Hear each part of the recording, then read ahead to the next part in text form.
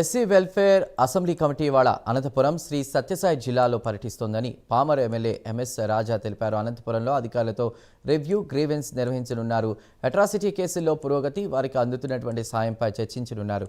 కేంద్ర రాష్ట్ర ప్రభుత్వ పథకాల అమలుపై చర్చించనున్నట్లు ఎమ్మెల్యే ఎంఎస్ రాజా తెలిపారు.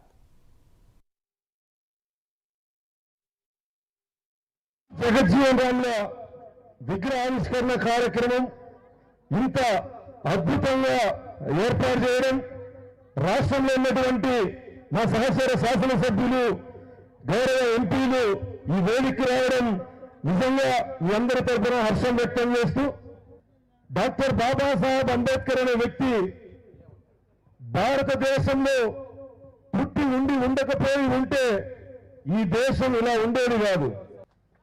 హిందువులు భగవద్గీత, క్రైస్తవులు బైబిలు, ముస్లింలు ఖురాన్, వీటన్నిటికన్నా పవిత్రమైన గ్రంథం భారత రాజ్యాంగం.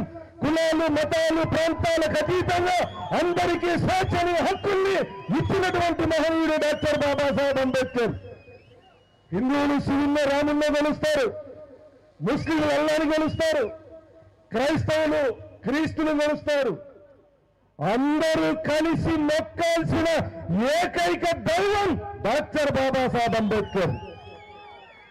బైబిల్ వల్ల మన జీవితాలు మారిన, భగవద్గీత వల్ల మన బతుకులు బాగుపడిన, రంజాన్ వల్ల ఈ దేశంలో ఉన్నటువంటి ముస్లింల యొక్క తలరాతలు మార్చల. బాబు జగజ్జీవన్ రామ్